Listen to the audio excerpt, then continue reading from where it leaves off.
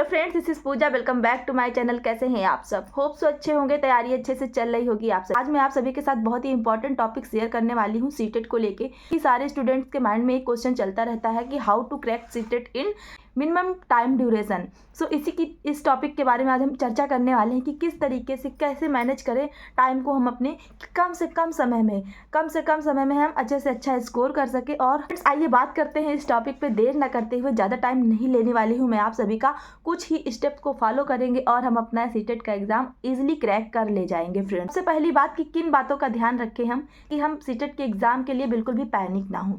तो फ्रेंड्स, इसके लिए हमें 4 स्टेप फॉलो करने हैं। जैसे कि फर्स्ट पॉइंट ये है कि always remember that is your last attempt. Always remember that is your last attempt. आपका ये आखिरी अटेम्प्ट है सीटेट का। आपको ये नहीं कि आपको अगली बार भी सीटेट देना। अगर आप ये सोच के चलेंगे कि कोई बात नहीं, अगर इस बार नहीं हुआ तो नेक्स्ट बारी देखेंगे, तो ये आपके लिए कहीं ना कहीं रॉन्ग है सोचना। क्योंकि अगर आप ये सोच लेंगे कि यही मेरा पहला और आखिरी अटैम्प्ट है, तो उससे क्या होगा कि आप अपने एग्ज़ाम में अपना 100% दे पाएंगे दोस्तों। उसके बाद अगर हम दूसरे स्टेप की बात करें तो दूसरे स्टेप की सफिशिएंट टाइम ड्यूरेशन।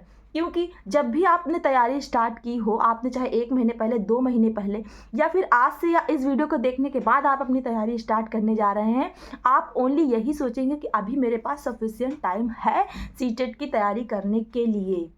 क्योंकि अगर आप ये सोचेंगे तो आपके अंदर कोई भी किसी भी प्रकार का फेयर नहीं रहेगा, जिसकी वजह से आप अपना 100% दे पाएंगे अपनी प्रिपरेशन को। उसके बाद अगर आप एग्जामिनेशन हॉल में एग्ज़ाम देने जाते हैं, उस एग्ज़ाम्स के लिए भी आप सोचेंगे कि आपके पास प्रॉपर टाइम है। आपको टाइम मैनेजमेंट के लिए बिल्कुल भी परेशान नहीं होना है सीटेट के एग्ज़ाम में। तो ये रही आपकी सेकेंड पॉइंट। थर्ड पॉइंट की अगर हम बात करें फ्रेंड्स, तो हमें ये हमेशा याद रखना है कि this is your eligibility test, this is your eligibility exam.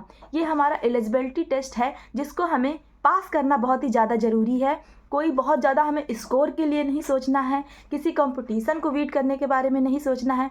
तो इसको अगर हम ध्यान में रख के चलेंगे तो इससे क्या होगा, हमारा कहीं ना कहीं जो है मोटिवेशन अप हो जाएगा।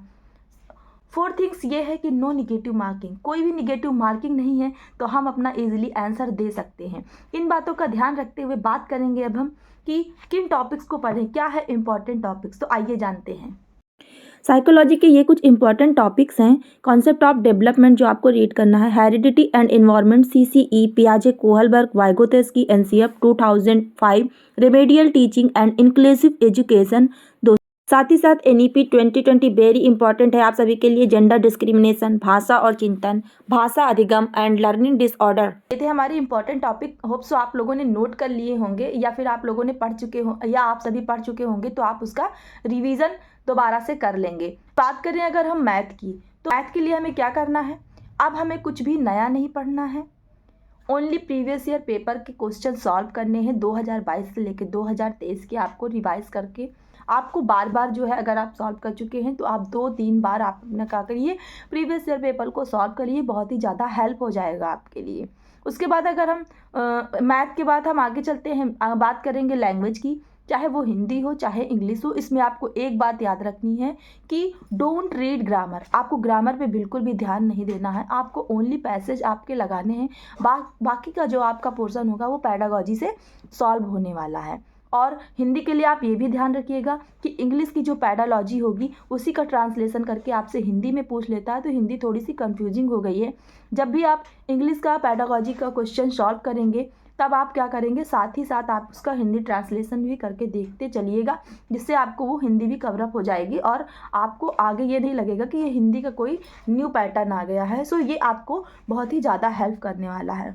EVS में आपको क्या करना है, EVS के लिए आपको 1 लाइनर क्वेश्चन आपके NCERT के जो बेस्ड होंगे 3 to 5 के, वो आपको रिवीजन कर लेने हैं कि उसको दोबारा से रिवाइज कर लेना है। उसके बाद आपको प्रीवियस ईयर पेपर साथ ही साथ सॉल्व करते रहना है। एंड लास्ट में आप सभी से मैं यही कहना चाहूँगी कि always remember education is only child centre. पूरे सीटेट के एग्ज़ाम में ये ध्यान में रखना है कि हमको चाइल्ड को सेंटर में मान के ही सारा एग्ज़ाम देना है।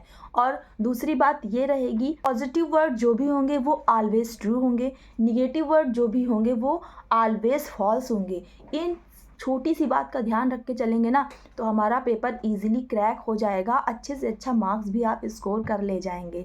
सो यारी अच्छी लगी हो तो चैनल को लाइक शेयर सब्सक्राइब जरूर करिएगा। अपने कमेंट्स में मुझे ज़रूर लिख के बताइएगा जो भी आपकी क्वेरीज होगी सीटेट से रिलेटेड या अदर एग्जाम से रिलेटेड, मैं आपको ज़रूर बताने की पूरी कोशिश करूँगी। बेस्ट ही हंसते रहें, मुस्कुराते रहें, एग्ज़ाम की तैयारी करते रहें और अपना 100% दें। मिलते हैं इसी तरह के नेक्स्ट वीडियो के साथ, तब तक के लिए दोस्तों bye bye, best of luck आप सभी को।